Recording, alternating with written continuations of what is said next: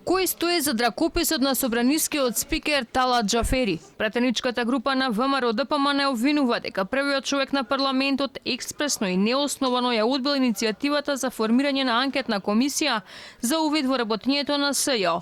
Се сомневаат дека ракописот на предлогот за враќање на одлуката на формирање на анкетната комисија не е на Талат Џафери. Од самиот ракопис на ова предлог за враќање на одлуката за формирање на анкетна комисија е дека ова не е ракописот на Талат Џафери.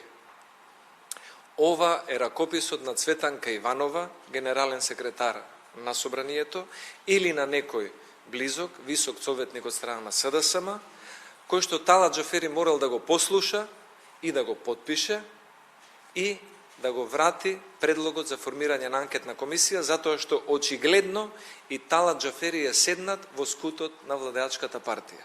Од кабинетот на Талат Џафери ги отфрлаат овие обвинувања како неосновани. Испратија копија од писмото кој собранискиот спикер го вратил до опозицијата, во која наведуваат дека потписот е автентичен, а иницијативата била вратена бидејќи имало недостатоци во неколку члена. Член 3 од предлог одлуката на КДС предлага составот на оваа комисија не е прецизна со оглед на тоа што не е во согласност со член 118 од Деловникот на Собранието, каде утврдено дека ставот се утврдува согласно составот на пратениците во пратеничките групи. Во член 3 став 2 и член 8 се укажува дека е потребно да се внесе уставното име на државата Република Северна Македонија. Оваа забелешка се однесува и кај потписот на претседателот на Собранието, каде недостасува името и презимето на претседателот на Собранието.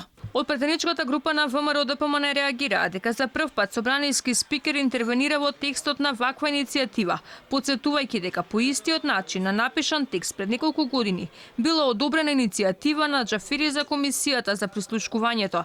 Покрај овие обвинувања, Милошовски обзнани дека во изминативе неколку години сите финансиски извештаи кои што СЈО ги доставувало во Собранието, во ниту еден извештај не се наведени прецизни ставки во трошењето на средствата.